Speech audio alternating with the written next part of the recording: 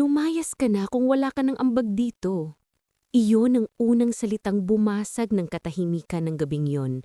At hanggang ngayon, rinig ko pa rin ang gaspang ng boses ni Dante habang nakahawak siya sa pinto ng inuupahan naming bahay sa Gente de Leon, Valenzuela. Sa likod niya, umiilaw ang mahinang bumbiyang dilaw sa kusina. Sa harap ko naman, ang makipot na eskinita na basang-basa pa sa ambon, amoy alikabok na hinaluman ng kanal at lumang semento. Hawak ko ang lumang bag kong may 2 damit, isang tuwalya at payong na may putol na tangkay. Hindi ako agad sumagot. Hindi dahil wala akong masabi, kundi dahil sa mismong sandaling sinabi niya iyon, may kumatok sa bakal naming gate ng 3 sunod-sunod. Mabilis, madiin, parang may hinahabol na oras. Tok, tok, tok. Nakita kong sumikip ang mukha ni Dante. Yung galit niya kanina, biglang may halong kaba. Napalingon siya sa gate, tatos sa akin, tapos muli sa mesa sa may sala. Doon niya mabilis na dinampot ang isang kulay kaping envelope at isinuksok sa ilalim ng lumang rice cooker na hindi na gumagana, pero hindi niya maitapon dahil sabi niya pwede pa raw piyesa. Doon pa lang, may malamig ng gumapang sa batok ko. Kung galit lang siya, bakit parang may iniiwasan siyang makita ko? Bago ko pa mabuksan ang bibig ko, sumingit ang boses ng biyenan kong si Aling Perla mula sa kama sa loob. "Dante, sino ba yan? Buksan mo nga. Baka si Ate Tessie yan sa hulog." Hulog? Napakapit ako ng mas mahigpit sa bag ko. Hindi pa rin ako pinansin ni Dante. Tinulak lang niya ang bag ko palapit sa dibdib ko na parang basurang dapat ilabas bago mangamoy. "Huli ng kita kayang buhayin kung palamunin ka na lang," sabi niya. "Matanda ka naman, Mila, mag-isip ka rin." Palamunin. Iyon ang tawag niya sa akin 2 oras matapos akong sabihan ng supervisor ko sa garment warehouse na tapos na ang kontrata ko dahil magbabawas na raw ng tao. 7 taon akong nagtrabaho ng tayuan. 7 taon akong umuuwi ng sumasakit ang talampakan, nangingitim ang kuko sa daliri dahil sa sikip ng sapatos, at amoy tela at alikabok ang buhok ko pagdating sa bahay.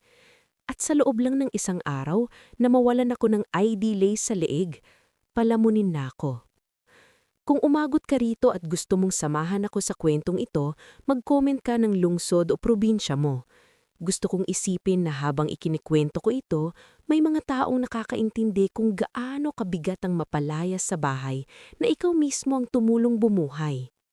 At kung mahilig ka sa mga kwentong mabagal ang punit pero masakit ang tama, mag-subscribe ka na rin. Itutuloy ko. Huminga ako ng malalim. Amoy kong mantikang paulit-ulit ng ginamit sa prituhan, ang liniment sa tuhod ni Aling Perla, at ang amoy singaw ng ulan mula sa labas. Karaniwang gabi lang dapat iyon, karaniwang away ng mag-asawa na matatapos sa pananahimik.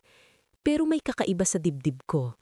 Parang may humihila pa atras, sinasabing huwag muna akong umalis nang hindi tumitingin ng mabuti. Kumatok ulit sa gate, mas madiin. "Dante, nandiyan ba si Mila?" Sigaw ng babae sa labas. Napatingin ako sa asawa ko. Sa halip na buksan ang gate, lumapit siya sa akin at ibinaba niya ang boses niya. Mas delikado siya kapag ganun. Mahina, pabulhong, pero may tadyak ang bawat salita. "Umalis ka na lang, Mila. Huwag ka nang dumagdag." "Sinong naghahanap sa akin?" "Wala kang kailangang malaman." "Bakit may envelope na tinatago mo?" "Puro kahinala, kaya ka napapahamak." Napatawa ko ng pagod, hindi dahil nakakatawa, kundi dahil sa sobrang kapal ng kasinungalingan na halos hindi na magkasya sa maliit naming sala. Sa dingding, nakasanggit pa ang kalendaryo ng vulcanizing shop ni Mang Olan. May bilog sa petsa ng araw na iyon. Sa sahig, nandoon ang tsinelas ni Dante na may putik pa. At sa ulanan ng biyenan ko, may plastic ng maintenance medicine na ako rin ang bumibili kinsesan at katapusan. "Ikaw ba talagang dumadagdag?" Tanong ko ng diretsyo. Hindi siya sumagot. Sa halip, binuksan niya ang pinto ng mas malaki at itinuro ang labas. May mga sandaling hindi ka umiiyak dahil matapang ka. Minsan, hindi ka lang umiiyak dahil pagod ka na. Pagod na pagod. Lumabas ako. Hindi ako nakipag-agawan ng salita. Hindi ko rin kinuha ang envelope. Hindi ko alam kung bakit pero may bahagi sa akin na nagsabing mas mahalaga ang makita kung ano ang gagawin niya kapag nawala ako sa harap niya. Paglabas ko sa makipot na bakuran, nasilayan ko sa siwang ng gate ang babaeng nakatayo sa labas. Naka-helmet siya, hawak ang maliit na ledger at cellphone. Hindi ko siya kilala, pero kilala niya ako. "Ay, ikaw ba si Mila?"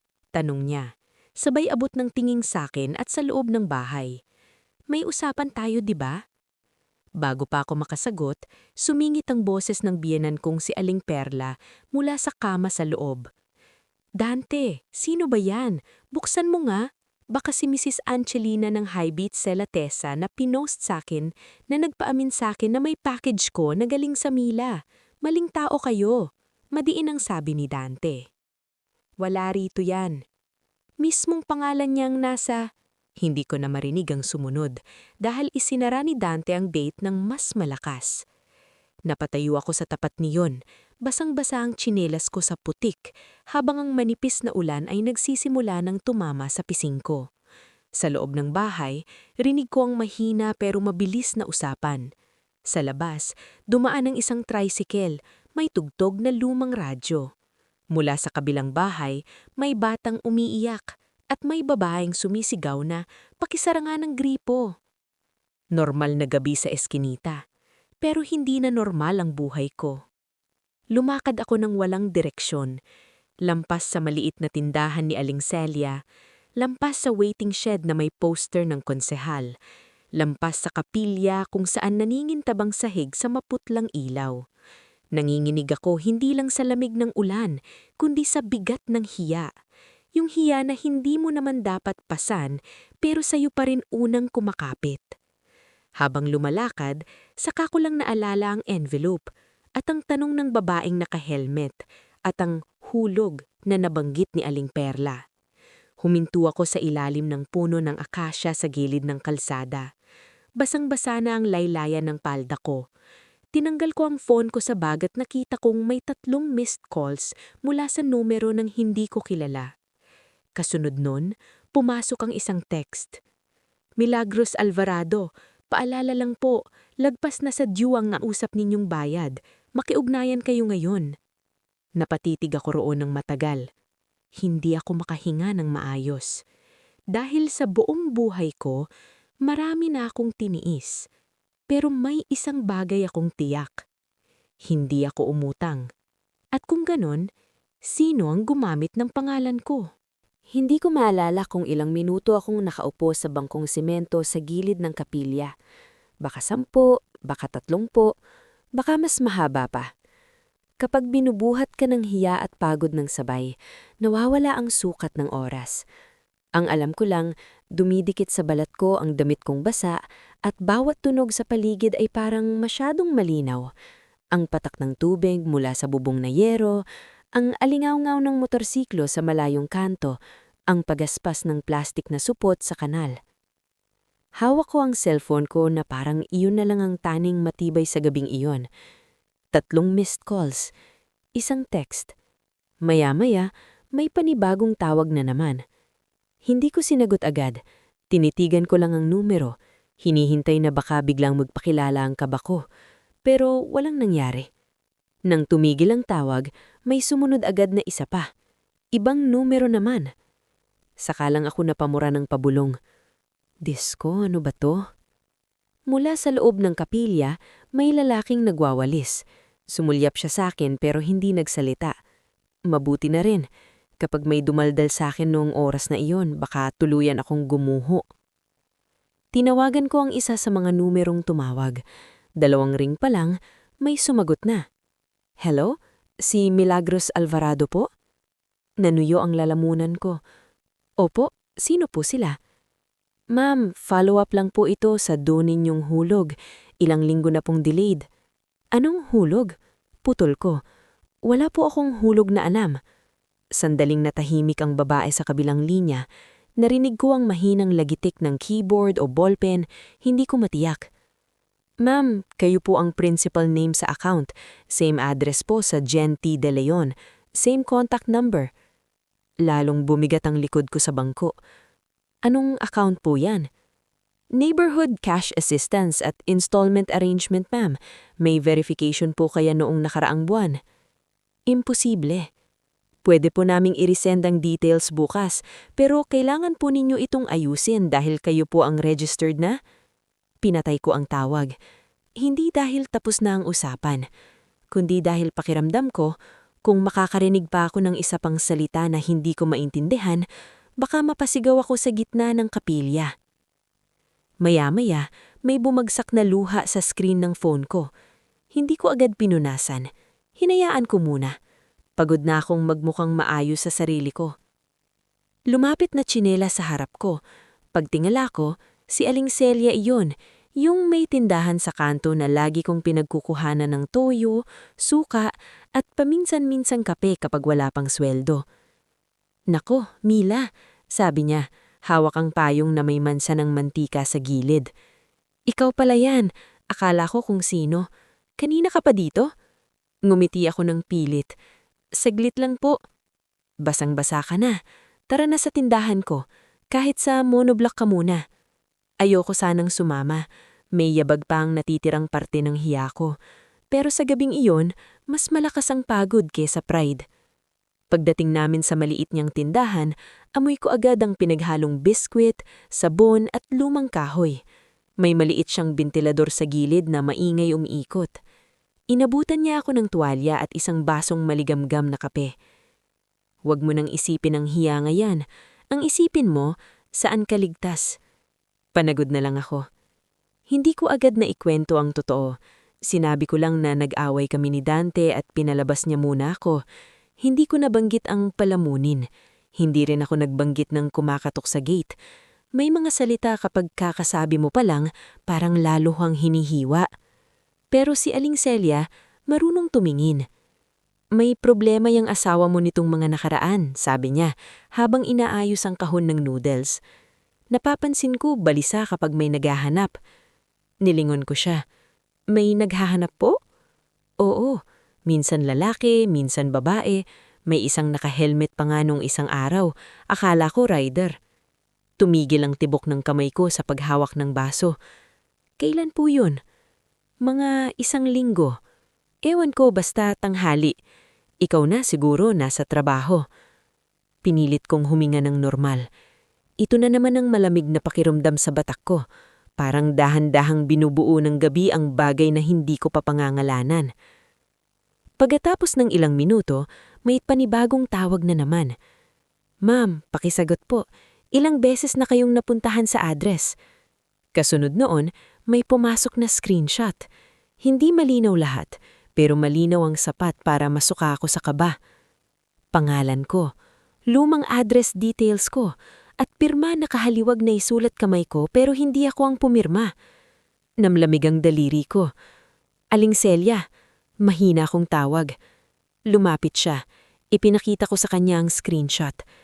Matagal niya yung tinitigan, saka siya umupo sa tapat ko. Mila, sabi niya, mas mababa na ang boses. Sasabihin ko sa'yo itong diretsyo. Baka ginagamit ka. Parang umikot ang buong tindahan sa isang iglap. Hindi dahil hindi ko naisip yun, kundi dahil nanggaling na sa ibang bibig. May mga bagay na kaya mong lunukin kapag hila mo lang, pero pag may ibang taong nagkumpirma, hindi na siya basta kaba. Katotohanan na siyang hinihinga sa harap mo. Tinawagan ko si Dante. Hindi siya sumagot. Tinawagan ko ulit. Binabaan niya ako. Sa ikatlong tawag, sinagot niya rin sa wakas. Ano? Malamig niyang bungad. May naniningil sa pangalan ko. Diretso kong sinabi. Anong ginawa mo? Kung nasaan ka, doon ka na. Huwag mo akong istorbohin. Dante, sumagot ka. Pagod ako. Ginamit mo ba ang pangalan ko? Ilang segundong katahimikan. Saka siya tumawa. Maikli, walang saya. Ang dami mong iniisip, kaya ka nasisiraan ng bait. Narinig kong may boses ng babae sa likod niya. Mahina, pero malinaw ang halakhak. Hindi niya yun napansin. Ako, narinig ko.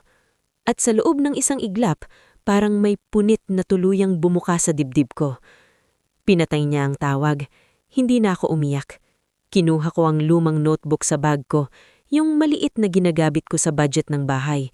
Doon ko isa-isang sinulat ang lahat ng alam ko. Una, may kumakatak sa gate at ako ang hinahanap. Ikalawa, may envelope na itinago niya. Ikatlo, may hulog na binanggit sa loob ng bahay. Ikaapat, may tawag at text tungkol sa na hindi ko alam. Ikalima, may pirma na kahaliwag ng sulat kamay ko pero hindi ako ang pumirma. Ikaanim, may babaeng nasa bahay habang wala ako. Naninginig pa rin ako habang sumusulat pero may isang bagay na unti-unting tumitibay sa loob ko. Hindi pa ito laban. Hindi pa ito ganti. Pero ito na ang simula ng hindi ko napagpapauto. Tumingin sa akin si Aling Celia at maraang inilapag ang isa pang kumot sa tabi ko. Matulog ka muna dito sa likod. Bukas na tayo mag-isip. Umiling ako. Hinding-hindi ako makakatulog nito. Di wag, pero huminga ka muna. Sa labas, lalo pang lumakas ang ulan. Sa loob ng maliit na tindahan, titikatik lang ang ilaw at ang mundo ko na kanina parang basta na lang bumagsak, nagsisimula ng magkaroon ng hugis. Masakit, nakakahiya, nakakapanghina, pero malinaw. At minsan, ang malinaw ang pinakadelikado sa sinungaling. Hindi ko na halos naramdaman ang antok ng gabing iyon. May ilang sandaling napapikit ako sa monoblock sa likod ng tindahan ni Aling Celia na kayakap sa bag ko. Pero bawat pikit, mukha ni Dante ang nakikita ko. Yung mukha niyang walang pagsisisi habang itinuturo niya ang pinto palabas ng bahay namin. Pagsapit ng 5:00 ng umaga, gising na ako kahit hindi naman talaga ako nakatulog. Malamig ang hangin. Amoy pandesal mula sa panaderya sa dulo ng kanto, halo sa amoy ng basang karton at bagong bunot na sampagita mula sa tabi ng kapilya. Sa ganitong oras karaniwan akong nagkakape habang naghahanda sa trabaho, pero wala na iyong nakasanayang buhay na iyon. Wala ng uniform, wala ng time card, wala ng bahay na maituturing kong ligtas. May langit na maputla, may dibdib na mabigat, at may tanong na ayaw tumigil. Gaano nakatagal akong ginagamit nang hindi ko napapansin? Naaubutan ako ni Aling Celia sa harap ng tindahan, may dalang 2 pirasong pandesal at kape sa plastik. "Oh," sabi niya, "huwag mong sabihing puro tapang ka lang. Kumain ka muna." Tinanggap ko, kahit ang simpleng init ng pandesal sa palad ko, parang may kaunting awa sa sarili na unti-unting bumabalik. Habang kumakain ako, may dumating na babae mula sa katabing apartment compound. Si Jessa, 26 yata, may isang anak, laging nakaponytail at mabilis maglakad na parang palaging may hinahabol. Ilang beses ko na siyang nakakasabay sa pag-iigib at minsan ko na rin siyang natulungan sa pag-fill up ng online school form ng kapatid niya. "Aling Celia," tawag niya, tapos napatingin sa akin. "Ay, Ate Mila, nandito ko pala." May kung anong lumukso sa kutob ko. Bakit parang may alam siya? Ngumiti siya ng alanganin, saka lumapit.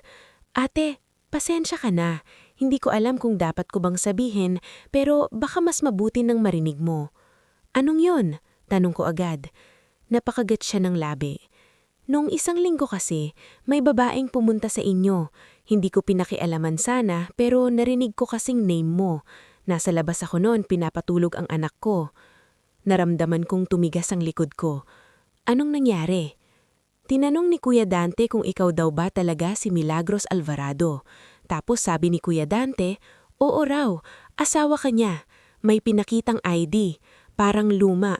"Ikaw yata yun, ate, yung litrato mo pa na igsi buhok mo." Parang biglang sumikip ang lalamunan ko. Lumang ID. Naaalala ko agad ang dati kong company ID sa laundry shop bago ako lumipat sa garment warehouse. Matagal ko nang hinahanap yon. Akala ko na wala lang sa paglipat namin ng inuupahan, 2 taon na ang nakalipas. "Anong ginawa nila sa ID?" Mahinang tanong ko. "Hindi ko kita lahat, ate, pero may parang pinasulatan. Nasa may lamisita sa labas ng bahay nyo. Tapos si Kuya Dante, sabi niya nagmamadali ka raw sa trabaho, kaya siya muna ang nag-aayos." Tumigil ang mundo ko sa mismong pangungusap na iyon. Siya muna ang nag-ayos. Ganun lagi ang linya niya sa buhay ko. Siya muna ang bibili ng bigas, pero ako rin pala ang magbabayad pagdating ng sweldo. Siya muna ang kakausapin sa landlady, pero ako rin ang mahihiyang makiusap kapag kulang ang bayad. Siya muna ang mag-aasikaso sa gamot ng nanay niya, pero ako rin ang uutang sa tindahan ni Aling Celia kapag kapos. Ngayon, siya muna ang nag-ayos. Sa pangalan ko. May kasama ba siyang iba? Tanong ni Aling Celia. Tumanggo si Jessa. 2 beses ko nakita yung babaeng iyon. Yung una, tanghali, yung pangalawa, gabi. Nung gabi narinig ko sabi niya, kapag hindi ito nahabol bukas, lalaki ang penalty. Tapos si Kuya Dante, sabi niya, huwag kang mag-alala, mawawala rin naman yon sa bahay. Mawawala rin naman sa bahay yon. Napatanggo ako ng dahan-dahan pero sa loob ko may kung anong tuluyang nagbago. Nung isang araw baka pinili kong manahimik para iligtas ang pagsasama. Nung isang linggo, baka sinisi ko pa ang sarili ko dahil baka kulang lang ako ng intindi. Nung isang buwan, baka naniwala pa akong normal lang ang paliging pagod, ang pangmamaliit, ang palagi ang pag-urong ng sariling boses. Pero hindi na ngayon. Dahil kapag narinig mo mula sa ibang tao, ang mismong plano para burahin ka sa sarili mong bahay, may namamatay sa loob mo. At may ipinapanganak din. Hindi lakas agad, hindi tapang agad, pero linaw. Sapat na linaw para hindi na bumalik ng pikit mata. Isinulat ko sa notebook ko ang bagong detalye. 7, ginamit ang lumang ID ko. 8, may witness na narinig ang due at penalty. 9, may babaeng na paulit-ulit sa bahay. 10, sinabi ni Dante na mawawala rin naman yon sa bahay. Pagkatapos kong magsulat, isinara ko ang notebook ng marahan. Hindi ako nanginginig kagayang kagabi. Mas masakit ang pakiramdam ngayon, pero mas buo. Babalik ka ba sa inyo? Tanong ni Aling Celia. Tumingin ako sa kalsadang unti-unting gumigising, mga tricycle na umaandar, mga batang may suot ng uniform, mga tindahan nagbubukas ng rehas. Babalik ako, sabi ko, pero hindi para makiusap. Humigpit ang hawak ko sa ballpen. Babalik ako para alamin kung gaano kalalim ang ibinaon niya sa pangalan ko. At sa unang beses na marinig ko ang salitang lumayas, may isang bagay akong naramdaman na hindi hiya, hindi takot, at hindi rin pagmamakaawak. Direksyon. Bumalik ako sa tapat ng inuupahan naming bahay bandang 9:00 ng umaga, pero hindi ako lumapit agad sa gate. Nakatayo lang ako sa kabilang side ng eskinita, sa lilim ng poste na tadtad ng lumang campaign sticker at napunit na anunsyo ng bed space for rent. Mainit na ang araw kahit may bahid pa ng ulan ng semento. Sa ganitong oras, dapat nasa trabaho ako noon, nakaharap sa makina, nakatungo, tahimik. Pero naroon ako ngayon, hindi bilang asawang makikiusap, kundi bilang taong gusto nang makita ang hugis ng sarili niyang buhay mula sa labas. Mula roon, kitang-kita ko ang bahay, ang pinturang kupa sa pinto, ang bintanang laging may kurtinang kulay maruming rosas, ang alulod na ako rin ang nagpaayos noong tag-ulan dahil si Dante puro mamaya na. Ang bawat bahagi niyon may ambag ako, hindi lang pera, pati oras, lakas at pasensya. Maya-maya, lumabas ang landlady namin si Bibing Ninette mula sa kabilang unit. May hawak na bayarin at maliit na calculator. Matalas ang mata niya, pero hindi tsismosa kung hindi mo siya pipilitin. Minsan lang siyang magsalita ng direktsahan, pero kapag nagsalita, alam mong totoong nabilang na niya ang lahat. Ate Mila, sabi niya nang makita ko, akala ko umalis ka na talaga. Ngumiti ako ng alanganin. Sandali lang po akong may aasisuhin. Tiningnan niya ang mukha ko, saka ang bag kong dala ko pa rin. Hindi niya na kailangang itanong ang buong kwento. Alam na niyang may masama nang nangyari. Naniningil ako kanina, sabi niya ng mababang boses. Sabi ni Dante, nakaalis ka na raw at may nakatabing pambayad. Napangiwi ako. May dala kong pambayad? Oo, Kaya nga nagtaka ko, ikaw ang laging nakikiusap ng maayos dito. Ikaw yung nagsasabi kung kailan meron, kung kailan kapos. Yang asawa mo, kung magsalita, parang siya lagi ang nag-aayos. Napabuntong hininga ako. Pamilyar na pamilyar ang linyang iyon. Sa harap ng ibang tao, siya ang mukha ng diskarte. Ako ang likod ng pagkukulang. Ako ang nagtatapal sa lahat ng siwang, pero siya ang umaastang may hawak ng pader. Magkano pa po ba ang kulang namin? Tanong ko. Tiningnan niya ang hawak niyang papel. 2 buwan, pero huwag ka munang kabahan. Ikaw naman ang madalas nagbabayad. Naaalala ko nga noong Enero, ikaw pa ang nag-abono kahit may lagnat ka. Parang may kumurot sa lalamunan ko. Noong Enero, nanginginig ako sa trangkaso, pero ako pa rin ang pumila sa remittance center para makabayad. Si Dante raw kasi may kausap sa sideline. Hindi ko na tinanong kung anong sideline, dahil noong mga panahong iyon, sanay pa akong lunukin ang pagod kesa magtanong. Ate Mila, dagdag ni bibing ni Net, may totoo ba sa sinasabi niyang may tinago kang pera? Direktsahan ko siyang tiningnan. Wala po. Matagal siyang tumanggo. Parang may kinunpirma lang siya sa loob niya na dati pa lang niyang hinala. Alam mo, kung hindi dahil sa'yo, matagal ko na sana kayong pinaalis dito. Hindi dahil mabait ako, kundi dahil alam kong may isang taong nagsisikap talaga sa bahay na iyan. Hindi iyon malaking papuri, hindi rin magarbang pag-aamin, pero sa mga taong matagal nang pinapaniwala na sila ang pabigat, kahit simpleng pagkilala, parang may tinatanggal na tali sa dibdib. Nagpasalamat ako at paalis na sana nang may napansin ni bibing Nenet sa hawak kong notebook. Nagsusulat ka? Opo, mga dapat kong tandaan. Mabuti yan, kasi may isa pa akong dapat sabihin. Huminto ako. Noong nakaraang buwan, may lalaking dumating dito. Nagtatanong kung ikaw raw ba talaga ang nakapangalan sa unit. Hindi ko sinagot agad. Sabi ko, bakit? Sabi niya, may kailangan lang daw i-verify sa record. Pagkatapos nun, lumabas si Dante at sila na ang nag-usap sa labas. Hindi ko na narinig lahat, pero paulit-ulit ang pangalan mo. Pakiramdam ko parang may bagong piraso na naman ng salamin at tumama sa paa ko. Kailan po yun? Bandang hapon, wala ka. Ikaw yata noon nasa overtime. Oo, naalala ko. 1 linggo akong sunod-sunod ang overtime dahil may hahabuling shipment sa warehouse. Umuuwi akong amoy tila at pawis, tulog agad, gising ulit ng maaga. Habang ako ang nagpapakapagod, may ibang taong nag-aayos ng bitag sa pangalan ko. Nagpasalamat ako ulit at unti-unting lumayo sa bahay. Hindi na ako pumasok sa loob. Hindi pa. Ayokong sayangin ang malinaw kong isip sa isang biglaang konfrontasyon na handa na si Dante.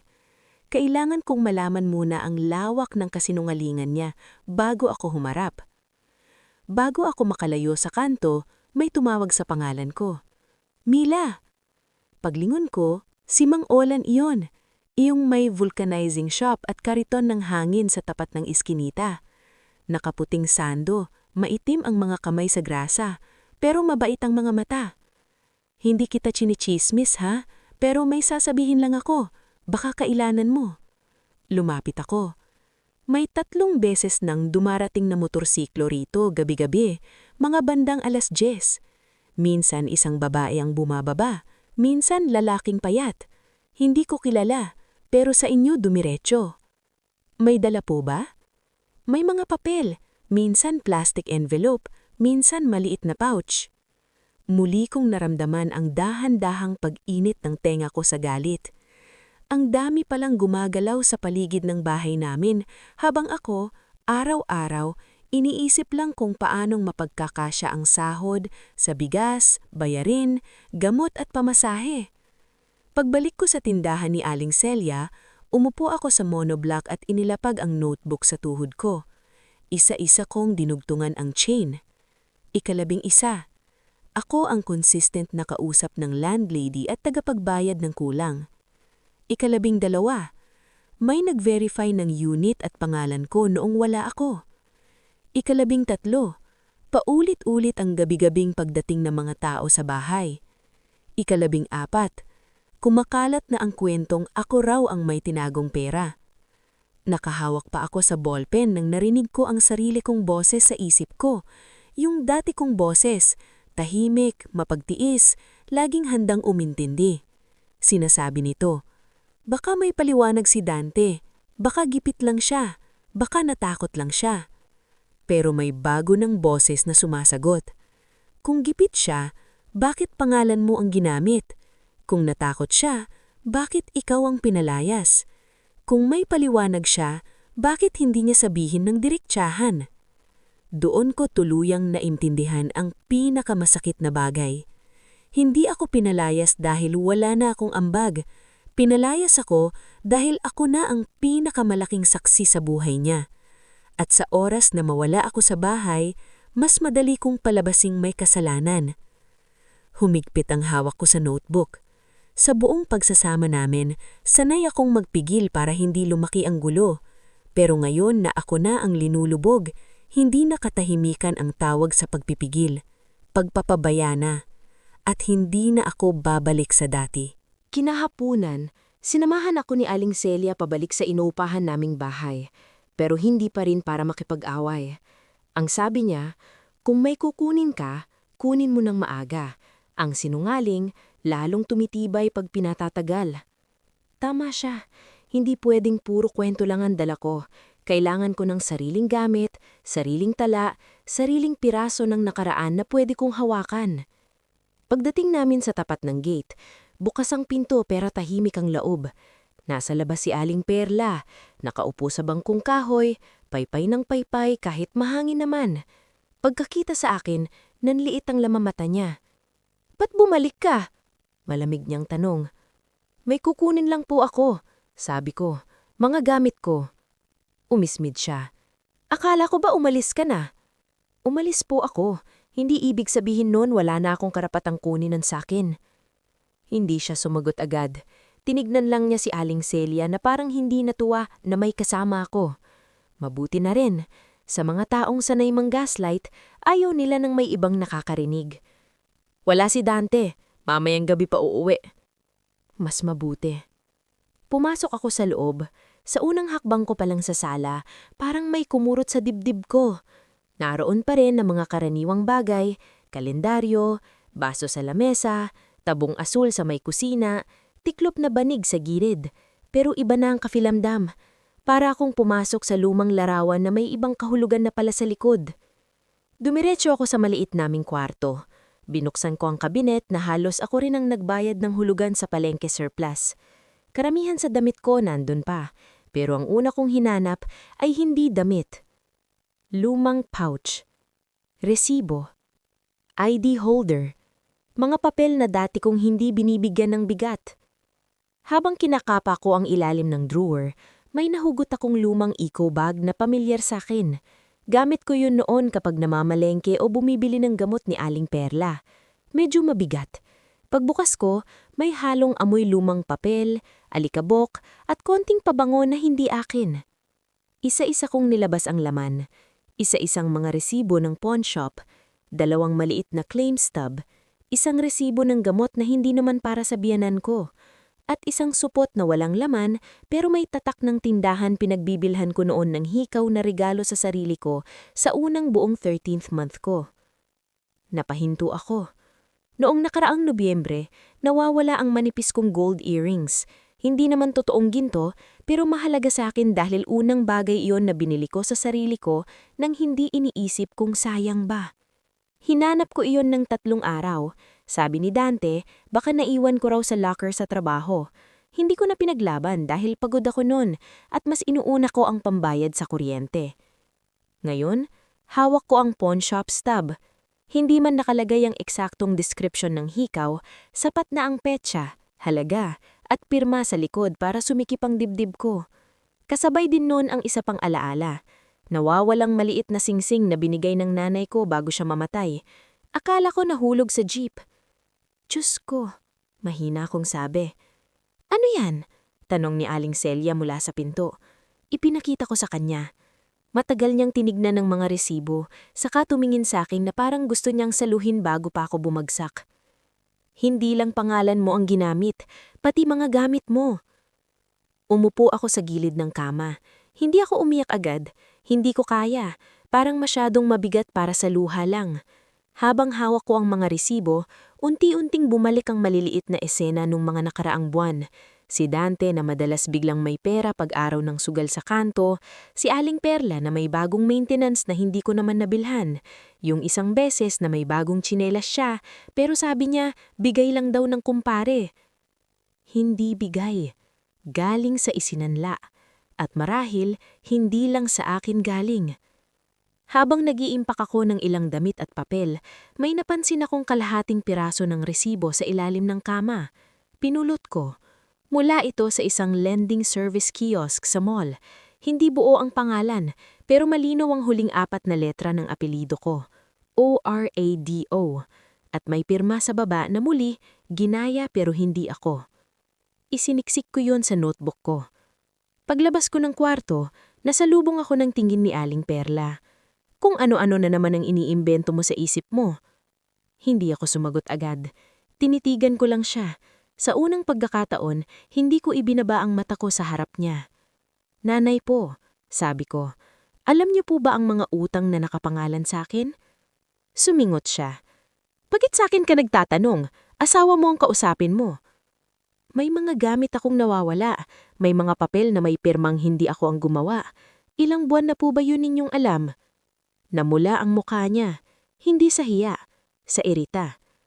Ang dami mong sinasabi, kung maayos kang asawa, hindi ka palalayasin. Doon ako natauhan ng mas buo. Hindi lahat ng tahimik sa bahay ay walang alam.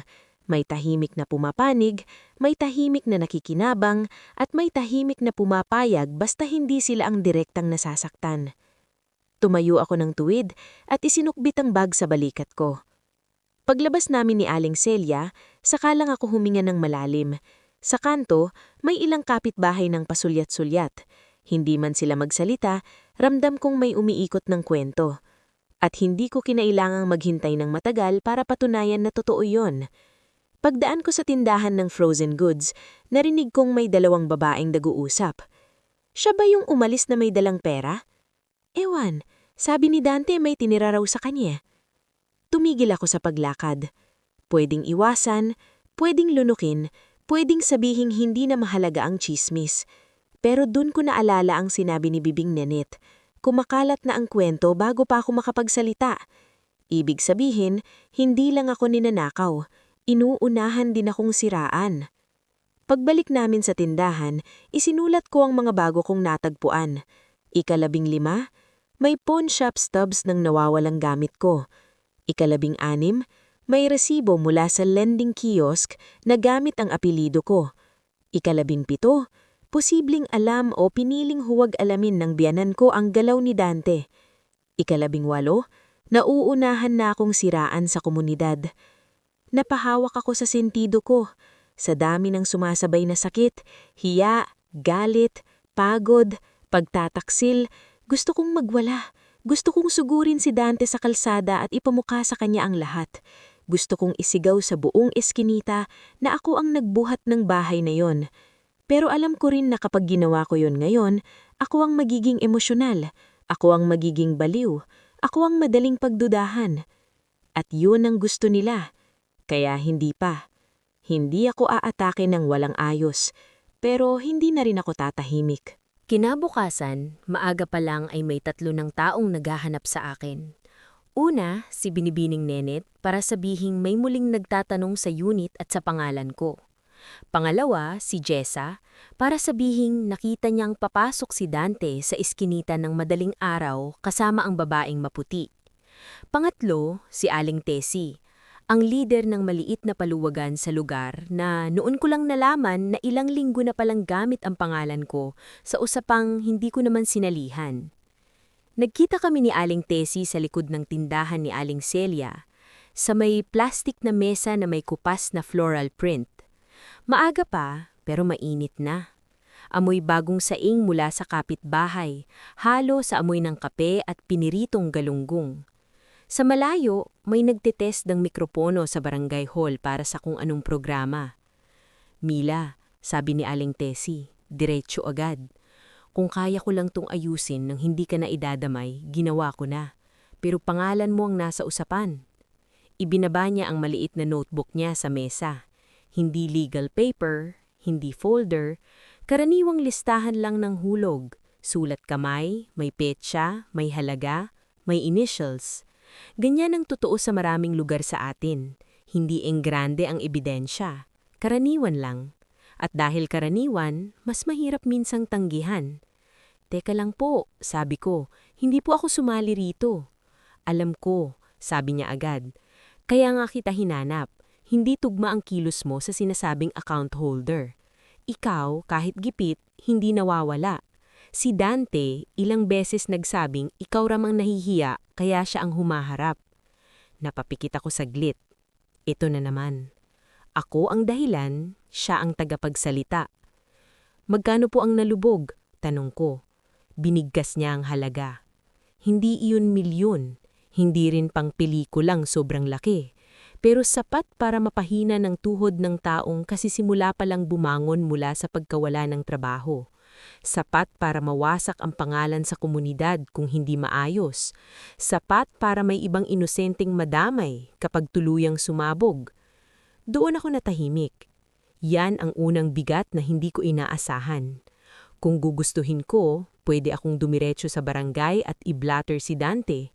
Pwede kong ilatag ang lahat ng alam ko at sabihing ginamit ang pangalan ko. Totoo naman. Karapatan ko iyon.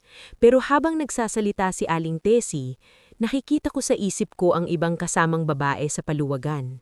Yung nagtitinda ng merienda, yung may asawang pedicab driver, yung bumibili ng maintenance sa maliit na hulog-hulog lang. Kapag basta ko pinasabog ang lahat ng hindi handa ang detalye, baka hindi lang si Dante ang madamay agad. Pati sila, na wala namang kasalanan, mapuputulan ng ikot. At doon nagsimulang pumasok ang tanong na mas mabigat kaysa galit.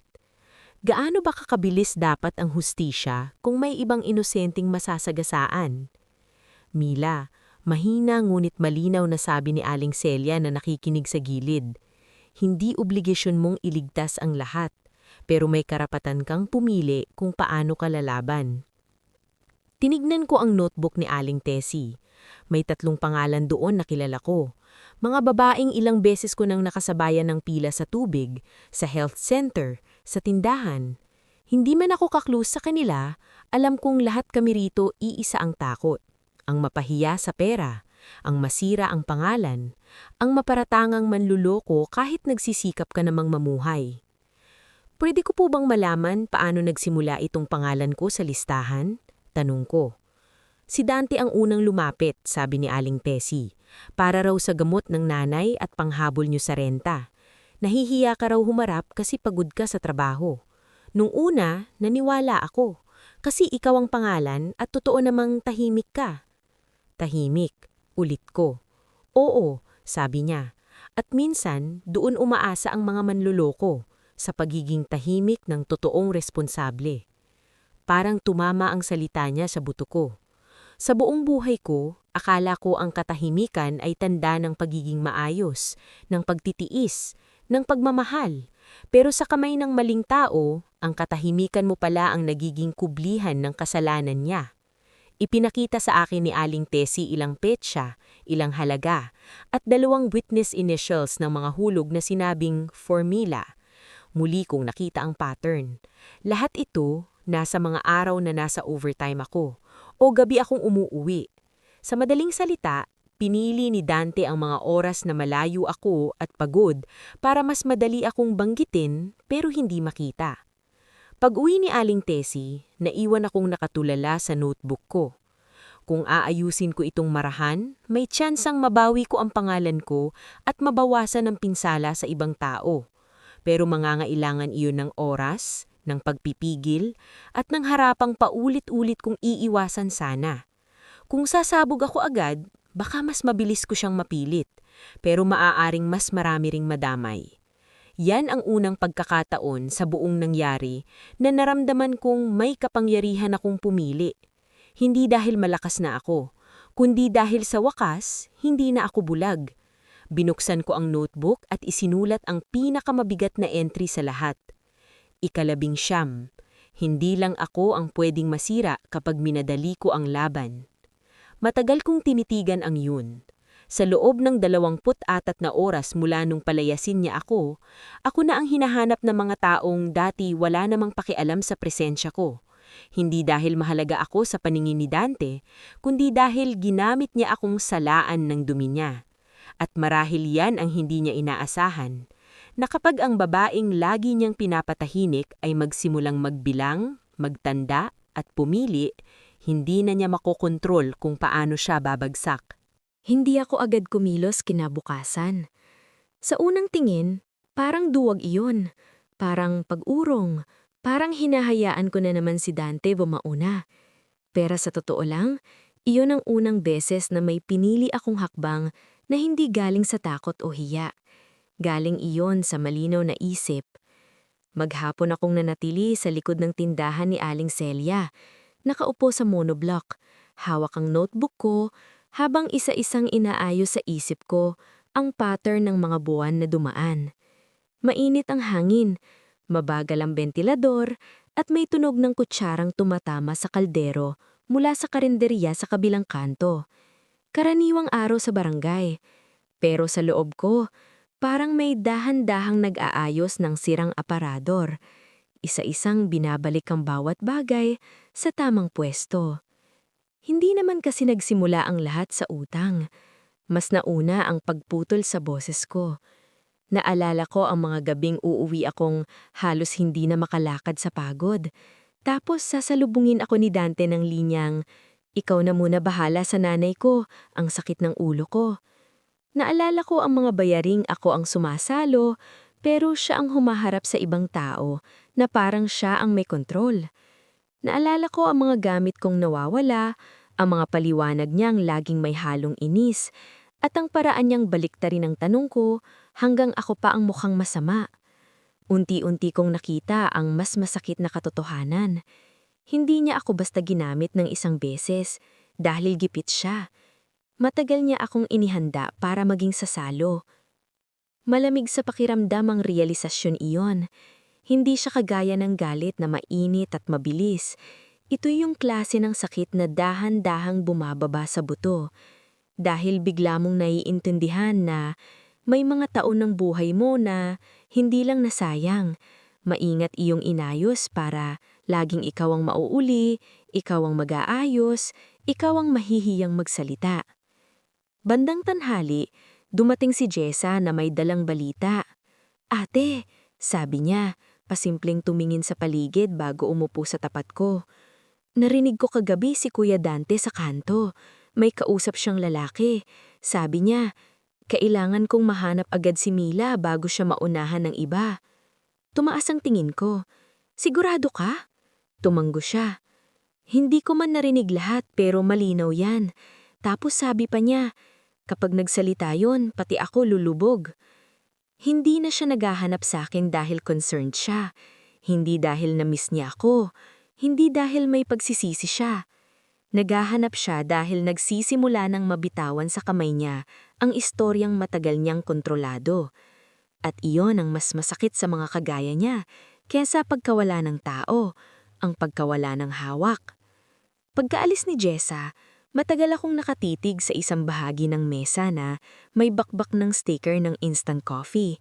Pakilamdam ko, pwede ko nang gamitin ang linyang iyon para ibagsak agad siya. Pwede akong dumiretso sa barangay, ilatag ang lahat ng nalaman ko at hayaang siya naman ang pagpaliwanag sa harap ng mga tao. Pero bumalik sa isip ko si Aling Tessie, ang ibang babae sa paluwagan, ang landlady, ang mga taong hindi naman nanloko pero pwedeng matamaan sa biglang gulo. At doon lumalim ang tanong na matagal ko nang iniikutan. Ano ba talaga ang gusto ko? Ang namasaktan siya kagaya ng pananakit niya sa akin? O ang namaayos ang iniwang gulo niya nang hindi ako nawawala sa sarili ko? Hindi madaling sagutin iyon, lalo na kung sariwa pa ang hiya, kapag sariwa pa ang pagkakataboy sa'yo. May bahagi sa akin na gustong gumanti agad, hindi sa suntok o sigaw, kundi sa bilis. Iyong maunahan ko siya, maipit siya, maranasan niya ang bigat ng pagkataranta. Pero may isa pang bahagi sa akin, mas tahimik pero mas buo. Ang nagsasabing hindi na ako babalik sa uri ng pagmamadali na laging pabor sa sinungaling. Kung lalaban ako, hindi ko gagawin sa paraang ako rin ang mawawasak. Kinahapunan, pumunta kami ni Aling Celia kay Bibing Nenet. Doon sa ilalim ng maingay niyang electric fan at amoy floor wax na sala, tinanong namin kung may record ba siya ng mga petsa na ako ang nagbayad at si Dante ang nangako. Hindi siya mahilig sa drama. Humugot lang siya ng maliit na planner sa drawer at isa-isang tinignan ng mga sulat niyang may checkmark. Eto, January 15 ikaw ang nag-abot, February 2 ikaw ulit, March 30 si Dante ang nangako pero hindi bumalik, April 12 ikaw na naman. At itong isang beses may sulat pa nga aka dito, Mila may sakit pero nagbayad. Hindi enggrande ang ebidensya, walang pirma ng abogado, walang makintab na folder, pero totoo. At sa buhay naming mga ordinaryong tao, minsan ganyan ang pinakamabigat, yung maliit pero consistent. Sinulat ko lahat. Pagbalik namin sa tindahan, dumaan si Mang Olan at nagsabi na kanina lang daw may naghahanap ulit sa akin na lalaking payat, sakay sa motorsiklo, may hawak na brown envelope. Parang kumpleto na ang larawan. May utang, may panggamit ng pangalan, may pangsangla ng gamit, may paniniral ako ang nang iwan at may tinagong pera, at ngayon may desperasyon na siyang hanapin ako bago pa ako magsalita. Sa gabing iyon, hindi ako nagpasalamat para bumalik ang asawa ko. Hindi rin ako nagpasalamat para mapahiya siya agad. Sa unang beses mataas ng maraming taon, ang ipinagdasal ko ay linaw hanggang dulo. Yung hindi ako bibigay sa awa kapag umiyak siya. Yung hindi ako matitinag sa hiya kapag siniraan niya ako. Yung hindi ako babalik dahil lang sa alaala ng dati naming buhay. Dahil ang totoo, matagal na palang wala ang buhay na ipinaglalaban ko. Ang nandyan na yang, ako ang nagbubuhat, siya ang gumagamit. At kung may isang bagay mang nagbago sa loob ko noong araw na iyon, ay ito. Hindi na ako naghahanap ng paraan para iligtas ang pagsasama. Naghahanap na ako ng paraan para iligtas ang sarili ko nang hindi nagdadamay ang mga taong wala namang kasalanan. At para sa lalaking sanay na akong patahimikin, iyon na marahil ang tunay niyang takot. 2 araw matapos akong palayasin, nagsimula ng gumalaw ang barangay na hindi ko na kailangang sigawan. Hindi iyon yung klaseng eksenang maisabunutan sa gitna ng kalsada o murahan sa harap ng tindahan. Mas tahimik, mas nakakakaba, mas masakit para sa taong nabubuhay sa porma at palabas. Nagsimula sa landlady. Tinawagan ako ni Binibining Nenet pasado 9:00 ng umaga. Maikli lang ang sabi niya. Pumunta rito si Dante, nangihiram ng palugit. Hindi ko binigyan. Napaupo akong nakatuwid sa monoblock. Anong sabi niya? Sabi niya, aayusin daw niya lahat kapag nakita ka na niya. Sabi ko, bakit ikaw pa ang hinahanap? Hindi ba siya ang dapat magpaliwanag? May kung anong gumaan sa dibdib ko. Hindi dahil tapos ng problema, kundi dahil unti-unti nang may mga taong tumitigil sa otomatikong paniniwala sa kanya. Pangalawa, si Aling Tessie. Bandang tanghali, dumaan siya sa tindahan ni Aling Celia. May hawak na payong kahit tirik ang araw. Mainit ang simoy, amoy nilulutong bawang mula sa kapitbahay, at sa likod ng lahat ng iyon, ramdam ko ang bigat ng dala niyang balita. Nagpunta si Dante sa akin. Sabi niya, gusto niyang pakiusapan ko raw muna ang ibang miyembro. Sabi ko, hindi na ako makikialam hanggat hindi malinaw kung paano napunta ang pangalan mo sa listahan. Ano pong sabi niya? Na emosyonel ka lang daw, na mag-asawa naman daw kayo. Napatawa akong natuyo. Ganyan talaga siya kapag nasisikipan. Biglang mag-asawa naman tayo. Biglang wag na nating ilabas. Biglang para bang ang pananagutan ay simpleng tampuhan lang na pwedeng takpan ng pag-uusap sa sulok, pero hindi na siya nakaharap sa dating milagros. Sa hapon ding iyon, dumaan si Mang Olan. Hindi siya palala salita, kaya kapag kusa siyang nagsasalita, alam mong mahalaba. Milagros, sabi niya, kanina sa vulcanizing may nagtanong sa akin kung nakita raw ba kitang umalis na may dalang cash envelope. Sabi ko, wala akong nakita. At saka, bakit parang lahat na lang kay Milagros ibabagsak? Hindi siya humingi ng medalya sa sinabi niyang iyon, pero sa simpleng pagtanggi niyang sumakay sa kwentong ipinapakalat ni Dante, may nalaglag na isang haligin ng kasinungalingan. At hindi nagtagal, dumating ang mas mabigat. Bandang 4:00, si Maribel ng health center ang dumaan kay Aling Celia para bumili ng gatas. Nakita niya ako. Nagulat siya. Milagros, nandito ka pala. Hinahanap ka rin ni Dante kahapon. Hindi na ako nagulat doon. Ang ikinagulat ko, ang sumunod niyang sinabi. By the way, may balance pala sa gamot ng biyenan mo noong nakaraang buwan. Akala ko kayo ang naghulog noon, pero si Dante pala ang nangako lang. Ikaw ang huling totoong nagbayad. Isa na naman iyong piraso ng totoo na maliit lang sa paningin ng iba, pero mabigat sa kabuuan. Pati sa health center, pati sa gamot, pati sa mga pang-araw-araw na obligasyong ako ang tahimik na tumutupad habang siya ang umaasta. Pagkaalis ni Maribel, tinignan ako ni Aling Celia at marahang sinabi, nakikita mo na, hindi mo kailangang magwala para mabutas ang kasinungalingan.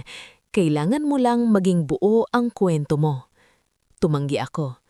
Dahil iyon ang nangyayari. Hindi ako ang nag-iikot para manira. Hindi ko kailangang gawin iyon. Ang mismong mga taong nakasalamuha sa araw-araw na buhay namin, landlady, leader ng paluwagan, tindera, taga-health center, vulcanizing, sila ang unti-unting naglalapag ng maliliit na piraso. At kapag pinagdikit-dikit mo, iisa lang ang lumalabas. Hindi ako ang nang-iwan. Hindi ako ang nagtago ng pera.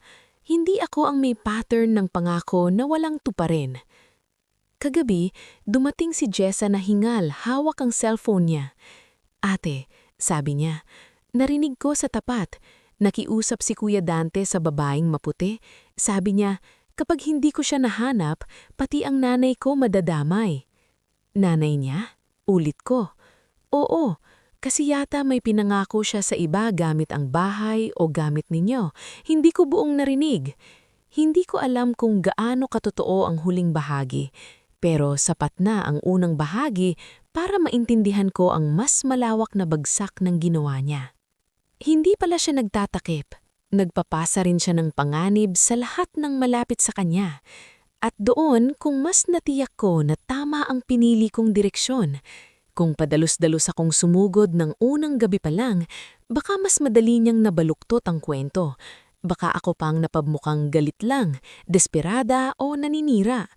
Pero ngayon, iba na. Ngayon, ang komunidad mismo ang unti-unting umaatras sa kanya. Hindi sa sigaw, kundi sa tiwala. At para sa taong gaya ni Dante, mas mabigat iyon kaysa sampal. Bago matulog, sinulat ko sa notebook ko ang mga bagong nangyari. 20, hindi na basta pinaniniwalaan ng landlady si Dante. 21, tumatanggi ng saluhin ni Aling Tessie ang paliwanag niya. 22, hindi na kumakapit ang tsismis niya sa mga taong may sariling nakitang pattern. 23, pati ang mga obligasyong dating natatakpan ko, isa-isa nang lumalabas. Matagal kong tinignan ang mga linyang iyon. Walang fireworks, walang dramatic reveal, walang biglang pagyuko ng mga tao sa harap ko. Pero may nangyayari na mas totoo. Unti-unti nang nauubusan ng sasalo si Dante, at sa unang pagkakataon, hindi na ako ang dulo ng pagbagsak. Akala ko kontrolado ko na ang bigat ng mga susunod na araw. Hindi pala. Dahil habang dahan-dahan lumalabas ang totoo, doon din lumalalim ang lawak ng mga kasinungalingang hindi ko pa alam. Umagang-umaga, bago pa uminit ang semento sa tapat ng tindahan ni Aling Celia, may dumating na lalaki na naka-gray na jacket at may hawak na maliit na folder. Hindi siya mukhang pulis, Hindi rin mukhang kolektor sa pelikula. Karaniwan lang, payat, pawisan, at halatang pagod na sa kakabalik sa iisang problema. Si Milagros Alvarado po? Tanong niya. Tumayo ako agad. Opo. May inabot siyang photocopy sa akin. Hindi niya ibinigay ng buo ang detalye pero sapat ang pinakita para manlamig ulit ako. Application slip, pangalan ko, lumang address, at emergency contact na hindi ko inilagay kailanman. Pangalan ng babaeng hindi ko kilala. Hindi po kayo? Tanong niya. Hindi, sagot ko. Hindi po ako yan. Tumanggo siya na parang hindi na siya nagulat. Ma'am, ilang beses na po kasi itong bumalik sa verification issue. Ang problema, may release na po na nangyari dati sa branch kiosk. Hindi ako makapagbigay ng full file pero kailangan ninyo pong i-dispute ito formally. Formal dispute? Mabigat ang salita pero hindi iyon magic. Hindi rin shortcut. Ibig sabihin lang noon, mas lalawak ang gulo bago luminaw. Pagkaalis ng lalaki, napaupo ako ng mabigat. Si Aling Celia tahimik lang na nag-aabot ng tubig. Sa ganung sandali, hindi mo kailangan ng maraming salita. Kailangan mo lang ng taong hindi ka titingnan na parang kasalanan mo ang nangyari. Bandang tanghali, may mas dumilim pa. Dumating si Jessa. Mas tahimik kaysa dati. Wala iyong karaniwan niyang bilis. Umupo siya sa tabi ko at tumingin muna sa kalsada bago nagsalita. Ate, may sasabihin ako. Sana wag kang magalit. Ano yun? Huminga siya ng malalim. Yung babaeng maputi, hindi lang siya dumadalaw. 2 beses ko silang nakita sa may terminal sa Malinta. Hindi sila mukhang nag-uusap lang. Magkahawak sila. Parang may humampas ng marahan pero malalim sa loob ng dibdib ko. Hindi ako sumigaw. Hindi rin ako umiyak agad. Matagal ko na iyong posibleng nararamdaman, pero iba pa rin pala kapag may ibang bibig nang nagkumpirma. Biglang may linaw ang mga gabing umuuwi siyang amoy pabango na hindi akin. Ang mga araw na wala siyang pera, pero biglang may pangregalo sa nanay niya. Ang mga pagtaboy niya sa akin tuwing gusto kong sumama sa labas. Ang inis niya sa simpleng tanong. Hindi lang pala ako ang ginamit. Pinalitan na rin ako habang ginagamit. Ate, maingat na sabi ni Jessa. Ayoko sanang sabihin pero baka mas mabuti ng buo ang alam mo. Tumanggo lang ako. Dahil totoo naman, mas masakit ang buok pero mas delikado ang kalahati. Kinagabihan, dumating ang pinakamatinding balita sa linggong yun. Wala si Dante sa bahay. Hindi lang simpleng wala. Hindi umuwi. Hindi rin mahanap ni Aling Perla nang tinawag niya ilang kakilala. Ayon kay Mang Olan, may nakakita raw sa kanya sakay ng motorsiklo palabas. May dalang backpack at plastic na parang nagmamadali. At ayon kay Bibin Nenet, may iniwan itong pangakong babalikan ko bukas. Pero wala namang iniwang pera. Nawala siya. Kasama ang kung anuman pang natitira niyang hawak. Hindi ko akalain may mas bibigat pa sa pakilamdam ng mapalayas. Meron pala. Iyong sandaling nawawala na ang mismong taong dapat managot at ikaw ang naiiwan sa gitna ng tanong ng lahat. Bandang 8:00 ng gabi, dumating si Aling Perla sa tindahan ni Aling Celia. Hindi na siya mataang gaya ng huli kong nakita. Mukha siyang puyat. Magulo ang buhok at nanginginig ang kamay sa paghigpit sa dulo ng saya niya. Mila, sabi niya, unang beses yata sa mahabang panahon na hindi matalim ang boses niya. Alam mo ba kung nasaan si Dante? Tinitigan ko siya. Wala na roon yung dating yabang. Wala na ang atoridad ng biyanan na laging kampi sa anak. Ang nasa harap ko, isang matandang babae na nagraramdam ngayon lang na hindi siya ligtas sa kasinungalingang matagal niyang pinayagang tumira sa bahay. Hindi ko po alam, sagot ko. Hinahanap siya, sabi niya, halos pabulong. May 2 taong pumunta kanina, tapos may isa pang tumawag tungkol sa bayad. Sabi ko wala akong alam. Gusto kong sabihin na matagal ko na ring sinasabi yan sa sarili ko. Wala akong alam. Wala akong alam sa tunay niyang galaw. Wala akong alam sa lalim ng utang. Wala akong alam sa lawak ng kasinungalingan. Pero alam ko na ngayon at hindi na ako ang dapat sumalo ng gulat ng iba. Nanay po, sabi ko ng mahinahon, matagal na po kayong may nakitang ikakaiba. Pinili niyo lang pong huwag makialam. Parang natigilan siya. Hindi sa galit, sa tama. Wala siyang naisagot. At sa unang pagkakataon, hindi ko kinailangang magtaas ng boses para marinig ang sinabi ko. Pagkaalis niya, umupo ako sa likod ng tindahan at binuksan ang notebook ko. Hindi agad nagsalat ang kamay ko. Matagal muna akong nakatingin sa pahina. Dahil ang totoo, kahit ako hindi ko rin inaasahan ang hakbang ni Dante. Inakala kong kakapit siya sa paliwanag, sa awa, sa drama, sa pagmamakaalam. Pero mas pinili niyang mawala at doon ko nakita ang pinakamalinaw na bagay sa kanya. Kapag dumarating na ang tunay na pananagutan, ang unang reflex niya ay hindi umamin, kundi tumakas. Isinulat ko sa notebook ang bagong entry. Ika-24, may mas malalim pang lending record gamit ang pangalan ko. Ika-25, kumpirmado ang babae sa buhay ni Dante. Ika-26, nang sumikip ang paligid, pinili niyang mawala kaysa humarap. Pumikit ako sandali. Sa unang tingin, parang panalo niya ang pagkawala. Parang siya ang nakaiwas sa init. Parang ako na naman ang naiwang may pasanin. Pero sa mas malinaw na tingin, hindi. Dahil ngayong wala na siya, wala na ring magtatama ng kwento niya sa bawat sulok. Wala nang mag-uunang magsinungaling bago ako makapagsalita. At bukas, sa unang pagkakataon mula nang palayasin niya ako, hindi na lang ako magtitipon ng piraso. Magsisimula na akong maglatag. Kinabukasan, hindi ako gumising na may bagong lakas. Wala namang ganon sa totoong buhay. Gumising ako na mabigat pa rin ang ulo, masakit ang likod dahil sa monoblock at may pakiramdam na parang kulang ang hining ako sa dami ng kailangang harapin. Pero may isang bagay na iba. Hindi na ako lutang. Hindi na ako umaasa sa paliwanag ni Dante. Hindi na rin ako naghihintay na may biglang magligtas sa akin sa sitwasyong hindi ko naman ginawa. Ako na mismo ang lalakad. Mag-isa sana pero hindi pala ako lubos na mag-isa. Bandang 9:00, sinamahan ako ni Aling Celia sa barangay hall. Hindi para gumawa ng eksena, hindi para maghabol ng awa, kundi para simulan ng proseso ng paglalatag ng totoo, maayos, malinaw at may pagkakasunod-sunod. Mainit ang umaga. Makintab ang semento sa tapat ng hall at may amoy ng lumang papel, floor cleaner at pawis sa loob.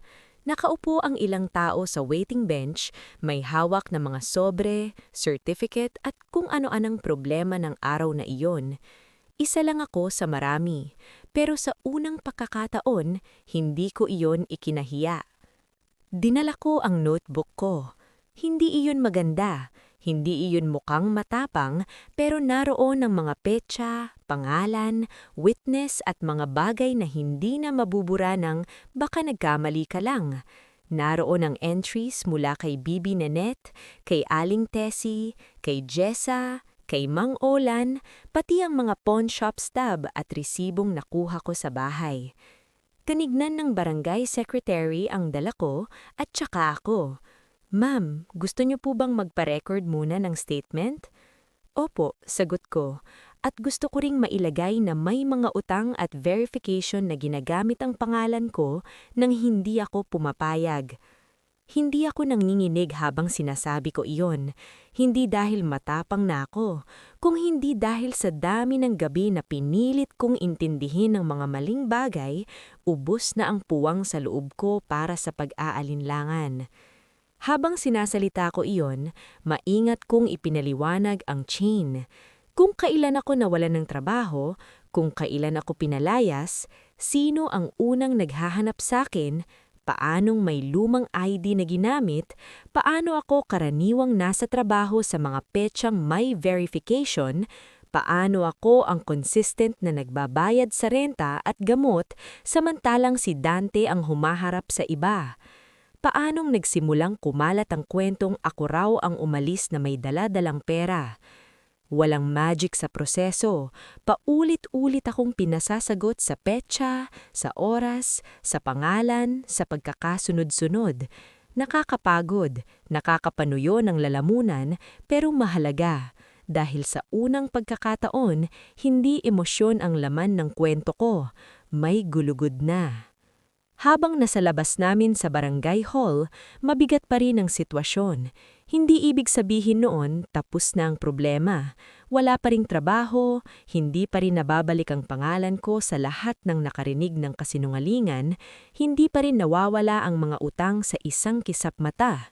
Pero may nagsimula ng gumalaw. Nang hapon ding ihon, dumaan si Bibi Nenet sa tindahan ni Aling Celia at sinabing ipinapasabi raw mula sa barangay na kapag bumalik si Dante, kailangan siyang magpakita para magpaliwanag sa ilang concern na nakapangalan sa iisang address. Hindi iyon aresto, hindi iyon pelikulang biglang may pusas, pero malinaw iyong unang hinto ng takbuhan niya. Ang hindi ko inaasahan, dumating ang mas mabigat bandang 5:00. Biglang kumulimlim ang langit, mabilis, yung tipong wala pang kalahating oras, mula sa malinsang ang init, naging kulay abo ang buong hapon. Umalon ang hangin sa makitnit na eskinita at kumalampag ang mga yero. Maya-maya, bumuhos ang ulan, malakas, makapal at halos pahalang sa tindi. "Bahayan mamaya," sabi ni Aling Celia habang nagmamadaling ipasok ang mga paninda. Tama siya. Sa barangay namin, hindi kailangang bagyo para magkagulo. Sapat na ang isang malakas na buhos kung barado ang kanal at mababa ang ilang bahagi ng daan. Ilang minuto lang, nagsimula nang umakyat ang tubig sa may kabilang side ng eskinita. Naririnig ko na ang mga taong nagmamadaling magsigawan mula sa kani-kanilang pinto, ang tunog ng balding iniaangat, ang tunog ng tsinelas na sumasampal sa tubig at ng mga batang tinatawag pauwi. Doon ko nakita si Aling Perla. Nasa tapat siya ng bahay, hirap na hirap, pilit binubuhat ang isang supot ng gamot at maliit na electric fan habang papasok ang tubig sa unang baitang ng pintuan. Nag-iisa siya, wala si Dante, wala ring ibang tutulong sa kanya. Napatigil ako. Kung gusto kong tumalikod, may dahilan ako. Kung gusto kong sabihing, bahala ka dyan, ganyan din ang ginawa niyo sa akin, walang sino mang makakapagsabing hindi iyon makatarungan. Pero may isang bagay na alam kong hindi ako gustong mangyari. Ayokong sa sobrang sakit na ibinigay sa akin, matuto akong maging kapareho nila. Hindi ako bumalik sa bahay bilang api, hindi rin bilang manugang na naghahabol ng puwang. Lumapit ako bilang taong may hangganan pero may puso pa rin. "Aling Perla," sigaw ko sa ulan, "iabot niyo sa akin yan." Nagulat siya paglingon sa akin. Siguro hindi niya inaasahang ako pa ang aabot, pero wala nang oras para sa pride. Mabilis kaming kumilos ni Aling Celia. Kinuha ko ang gamot, inakyat ang ilang gamit sa mas mataas na estante at inalalahan ko siyang makatawid sa mas tuyo at mataas na bahagi sa tapat ng tindahan. Hindi kami nag-usap ng marami. Ang naririnig lang ay ang buhos ng ulan, ang lagatik ng yero, ang lagaslas ng tubig sa kanal at ang mahinang hingal niya habang nakasandal sa poste ng tindahan. Pagkalipas ng ilang minuto, saka lang siya nagsalita. "Hindi mo naman kailangang tulungan ako," sabi niya. Hindi na matalim ang boses, kundi pagod na pagod. "Hindi ko po kayo tinulungan dahil kailangan ko. Tinulungan ko kayo dahil hindi ko gustong may mapahamak." Hindi siya sumagot agad. Sa gilid ng mata ko, nakita kong nanginginig ang labi niya. Hindi ko alam kung dahil sa ginaw, hiya o pareho. Doon ko naintindihan ang isang bagay na matagal ko nang hindi natutunan sa pagsasama namin ni Dante. Ang hangganan ay hindi kawalamang bait at ang kabaitan ay hindi pagdabalik sa abuso. Pwede palang tumulong nang hindi bumabalik sa dating kulungan. At marahil, iyon ang unang tunay kong panalo. Pagkatapos ng ulan, bumigat ang hangin sa buong eskinita. Yung tipong parang kahit ang katahimikan, basa pa. May putik sa gilid ng kalsada. May mga tsinelas na nakasampay sa bakod para matuyo. At may amoy ng basang kahoy, kanal, at pinakuluan kape na galing sa kung sino-sinong bahay na naghahabol ng ginhawa matapos ang gulo. Doon ko naramdaman na malapit na ring humarap ang susunod na yugto. Hindi ako nagkamali. Kinabukasan ng hapon, habang inaayos ko ang notebook ko sa likod ng tindahan ni Aling Celia, may aninong tumigil sa entrada. Hindi ko agad itinaas ang ulo, pero kilala ko na agad ang bigat ng katahimikan yon. Si Dante. Hindi siya gaya ng dati. Wala ang yabang sa tindig. Wala ang pagmamadali niyang magsalita ng mas malakas kaysa sayo para siya ang paniwalaan. Mukha siyang puyat, gusot ang damit, at may manipis na takot sa paligid ng mga mata. Iyong uri ng takot na hindi dahil mahal ka niya, kundi dahil unti-unti nang sumisikip ang pader sa paligid niya. "Mila," sabi niya. Iyon lang. Hindi, "Kumusta ka?" Hindi, "Pasensya ka na." Hindi, "Pwede ba tayong mag-usap?" Pangalan ko lang.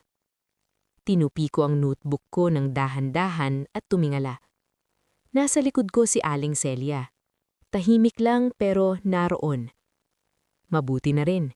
Hindi ko na kailangang harapin si Dante ng kaming dalawa lang. Matagal ko nang ginawa yun sa buhay naming mag-asawa. At alam ko kung paano niya binabaluktot ang mga silid na walang saksi. "Ano?" Mahinahon kong sagot. Napatingin siya kay Aling Celia, saka sa akin. "Pwede ba tayong mag-usap ng tayo lang?" "Hindi," sabi ko agad. Napatigil siya. Siguro iyon ang una niyang hindi inaasahan. Dati sa simpleng, "Pwede bang tayo lang?" lumalambot na ako. Dati iniisip kong baka mas maayos kaming makakapag-usap ng walang ibang nakikinig. Pero ngayon, alam ko na. Ang mga lihim na pag-uusap ang paboritong lupa ng mga sinungaling. "Mila naman," sabi niya. Mas mababa ang boses. "Mag-asawa tayo." "Mag-asawa tayo," ulit ko. "At ginamit mo ang pangalan ko sa utang. Isinangla mo ang gamit ko. Pinalayas mo ko nung nawalan ako ng trabaho. Tapos ngayon, mag-asawa tayo." Nagalaw ang panga niya. Hindi siya agad nakasagot. "Hindi mo naiintindihan ang buong nangyari," sabi niya pagkaraan. "Eh di sabihin mo dito." "Mila." "Dito," ulit ko, mas malamig na. "Kung may paliwanag ka, sabihin mo dito." Tumahimik ang tindahan. Pati ang kalansing ng sachet sa harap parang biglang lumayo. Naroon lang kami sa gitna ng ordinaryong hapon, pero sa akin, iyon na ang totoong final test. Hindi ang pagharap sa dokumento, hindi ang paghanap ng witness, kundi ang sandaling kaharap mo na ulit ang taong matagal mong pinayagang paliitin ka. At may pagkakataon kang bumalik sa dating gawi o piliing hindi na. Ginawa ko yun kasi gipit tayo. Hindi ko naman ginusto. Hindi mo ginusto? Nagamitin ang pangalan ko nang hindi ako alam? Na ako ang hanapin ng mga naniningil? Na ako ang palabasing may tinatagong pera? Na ako ang palayasin? Na-pressure ako. Na-pressure ka, kaya ako ang binura mo. Umandar ang dibdib niya. Halatang gusto niyang magalit, pero hindi niya magawa ng buo. Kasi alam niyang hindi na siya makakasigaw ng tulad dati. Hindi na niya kontrolado ang paligid. Alam niyang may mga tao nang hindi naniniwala agad sa kanya. "Mila, pakinggan mo naman ako." At doon ko unang narinig ang bahagyang pakiusap sa boses niya. "Kailangan ko lang ng konting panahon para ayusin. Huwag mo nang palakihin." Napatingin ako sa kanya ng matagal. Iyan din ang gusto niya noong una pa lang. Huwag palakihin. Huwag magsalita. Huwag ipaalam. Huwag magtanong. Huwag mag-ingay. Iyon ang dahilan kung bakit umabot kami rito. Hindi ko na pinapalaki. Inaayos ko lang ang iniwan mong gulo. Mila! Huwag mo na akong tawagin ng parang ako pa ang may obligasyong protektahan ka. Unang beses kong nasabi yun ng diretsahan at hindi ko na binawi. Naglabas siya ng mahinang hininga at umupo sa dulo ng bangko parang biglang naubusan ng tuhod. Ilang segundo wala siyang sinabi. Hindi ko alam kung naghahanap siya ng tamang kasinungalingan o ubos na talaga ang dala niyang palabas. Saka siya nagsalita nang hindi na tumitingin ng diretsyo sa akin.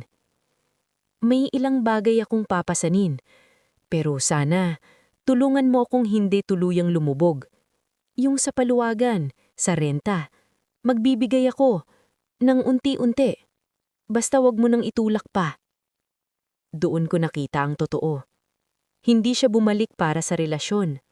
Bumalik siya para sa settlement. Hindi siya lumapit dahil nawala ako. Lumapit siya dahil wala na siyang sasalo. At sa kauna-unahang pagkakataon sa buong pagsasama namin, hindi ako bunutas ng awa. Nasaktan ako, oo. Nalungkot, oo. Pero hindi na ako bumigay. Kilarihin natin. Malamig pero hindi sumisigaw. Hindi kita kinakausap para bumalik sa'yo. Kinakausap kita para ilista mo kung ano ang babayaran mo, kanino ka haharap, at ano ang aaminin mo. Hindi ito tungkol sa pagsasama. Tapos la yun. Tumingin siya sa akin na parang doon lang niya tuluyang naiintindihan. May mga pagsisingi sa tawad kasing huli na. Hindi dahil imposible ang kapatawaran, kundi dahil naubos na ang lugar kung saan iyon dapat tumubo. At sa araw na yun, habang nakaupo siya sa harap ko na wala ng dating lakas, may isang bagay akong natiyak. Hindi ko na siya kausap bilang asawa. Kausap ko na lang siya bilang taong may kailangang ayusin. At ako, sa wakas, hindi nabihag ng dating tawag sa papel. Hindi natapos ang lahat sa isang usapan. Gusto ko sanang sabihing pagkatapos ng harapan niyon, biglang gumaan ang buhay ko. Na may isang malinaw na pag-aamin si Dante, may agarang kabayaran, at umayos agad ang pangalan ko sa lahat ng sulok ng barangay. Pero hindi ganon ang nangyari. Mas mabagal, mas totoo. Sa mga sumunod na linggo, pabalik-balik kami sa barangay para sa mga usapan, paglilinaw at pagtatala ng dapat ayusin. Hindi ko hinayaang kami lang ni Dante ang mag-usap. Laging may witness, laging may malinaw na listahan, laging may petsa. Ang dating lalaking sanay sa pahahiging at pakiusap, ngayon ay kailangan ng sumagot ng diretsyo. Magkano ang kaya niyang ilabas? Kanino ito unang mapupunta? At paano aayusin ang mga account na ginamitan ng pangalan ko? Hindi niya naituwid ang lahat agad-agad. May ilang utang na kailangan pang i-dispute, may ilang claim na hindi basta nabawi. Ang ilan sa mga gamit kong naisangla, hindi na rin naisalba sa oras. At masakit tanggapin niyon, lalo na ang singking ng nanay ko na hindi ko na nahanap pa.